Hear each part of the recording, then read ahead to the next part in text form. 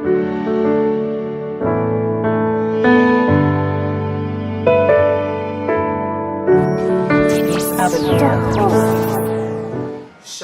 peuple de Dieu, c'est bien moi, l'ancien Gabriel Dinamba Kongolo.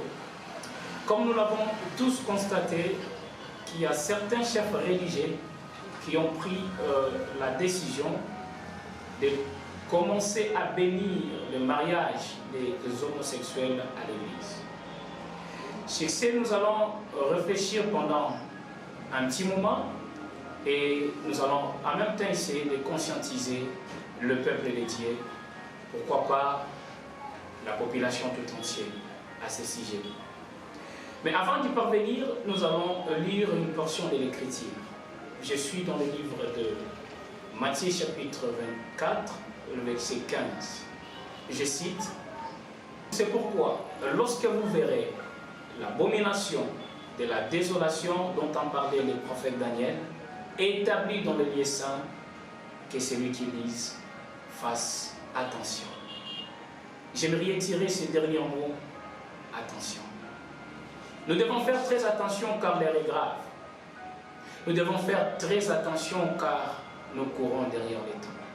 Ce n'est pas les temps qui courent derrière nous, mais nous courons derrière les temps. Mais avant d'entrer un tout petit peu en détail, j'aimerais que nous puissions découvrir le sens de l'abomination selon la parole de Dieu. Lévitique chapitre 18, verset 22. La Bible dit que tu ne pourras pas coucher avec un homme comme l'on couche avec une femme. C'est l'abomination. Bénir le mariage des homosexuels veut dire autoriser à ce que l'homme puisse coucher avec un homme et la femme avec une femme. Pendant que j'annonce ce message de sensibilisation et de conscientisation, je le fais avec l'âme au cœur. Mes frères et sœurs dans le Seigneur, les éminents hommes de Dieu, serviteurs servants de Dieu, sachons que l'heure est grave.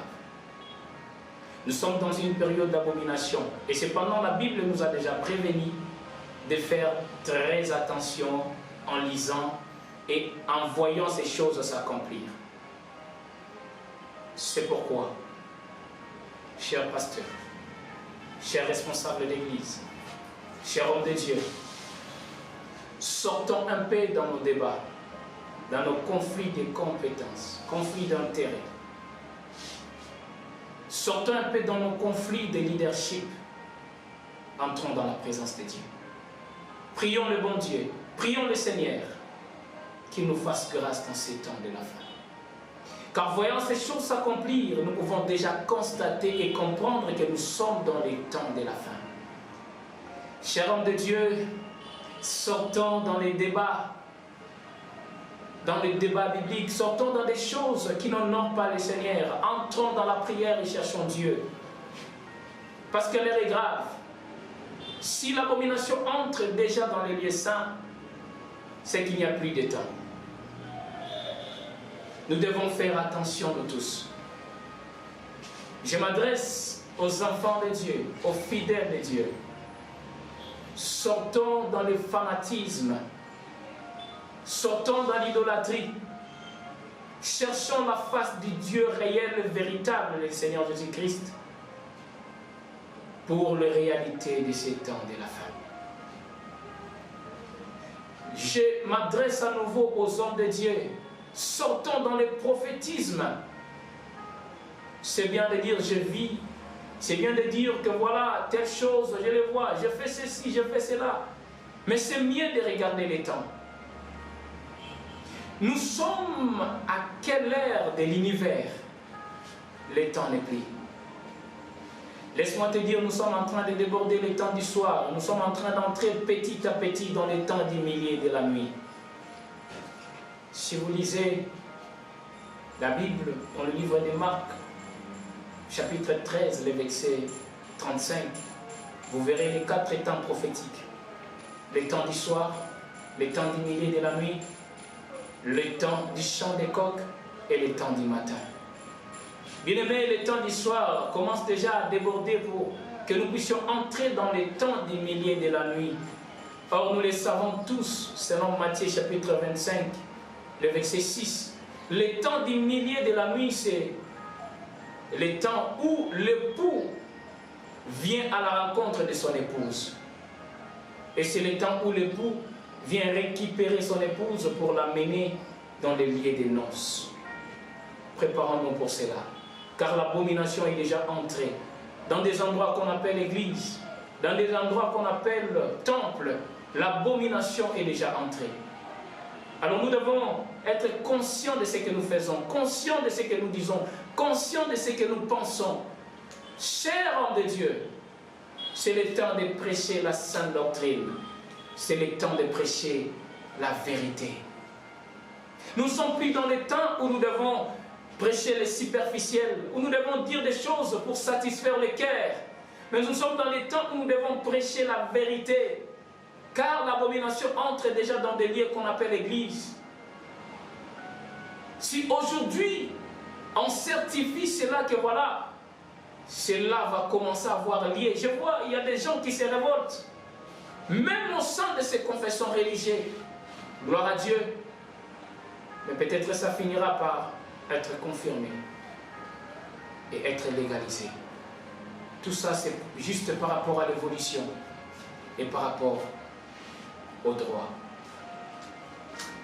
Bien-aimés, prions le bon Dieu, parce qu'il est proche entré à la porte pour récupérer les siens. Je profite en ce message pour nous interpeller afin de pouvoir revenir à Dieu. Nous qui sommes éloignés de Dieu, nous qui sommes écartés de Dieu, revenons au Seigneur Jésus-Christ avec conscience et comprenons qu'il revient très bientôt. Ce n'est pas pour longtemps, c'est pour très bientôt. Car si nous voyons déjà ces genres de signes de l'abomination, je peux même aller très loin pour dire il y a certaines guerres qui nous donnent l'odeur de la guerre mondiale à nouveau. Chers serviteurs de Dieu, êtes-nous conscients de ces choses. Arrêtons des débats inutiles. Arrêtons des conflits que voilà, lui, il dépasse l'autre. Lui est plus que l'autre. Lui, il fait mieux que l'autre. Lui, il est plus prophétique que l'autre. Lui, il connaît les prophéties. Non, non, non. Essayons de quitter dans ce monde-là. Entrons dans le monde de la sainte doctrine et annonçons-les au peuple de Dieu pour le salut des âmes. Je ne suis pas contre la prophétie. Non, non. J'aime la prophétie. Mais je veux juste que nous puissions comprendre qu'au-delà de toutes ces choses, il y a un ciel qui nous attend et il y a un ciel qui est devant nous. Chers hommes de Dieu, unissons-nous dans la prière. Unissons-nous dans la prière. Nous devons être unis en esprit, selon la recommandation de l'apôtre Paul, et unis dans l'âme, ainsi que unis dans la chair. Cela veut tout simplement dire que notre réflexion doit être identique. Nous devons réfléchir d'une même manière, étant des hommes de Dieu. Parce que lorsque nous voyons l'esprit, nous pouvons comprendre que l'esprit, c'est la partie intellect de l'homme. C'est la partie de l'intelligence de l'homme. C'est la partie de la réflexion de l'homme. Nous devons être unis en esprit, c'est-à-dire nous devons avoir des idées unies, des idées en harmonie. Et lorsque je dis unis dans l'âme, nous devons avoir le même sentiment de prière. Car l'âme, c'est la partie sensible de l'homme, c'est la partie de l'émotion de l'homme. Nous devons avoir le même sentiment de prière, les mêmes sentiments de chercher la face de Dieu, les mêmes sentiments de s'unir pour chercher la gloire de Dieu dans notre pays, la gloire de Dieu dans le monde. Pourquoi pas renverser les autels de Baal qu'il est en train d'ériger, qu'il est en train d'établir dans le monde entier. Et nous devons être unis dans le corps, unis dans la chair. C'est-à-dire, il faudra qu'il y ait des réunions de prière. Des réunions de prière pour ce temps de la fin. Pour tous les hommes de Dieu. Des réunions de prière pour ce temps de la fin. Pour tous les croyants de la sainte doctrine. Les croyants d'un Dieu véritable qui est le Seigneur Jésus-Christ. Nous devons nous unir dans la prière pour essayer de dépeupler le royaume du ténèbre et de peupler le royaume de Dieu.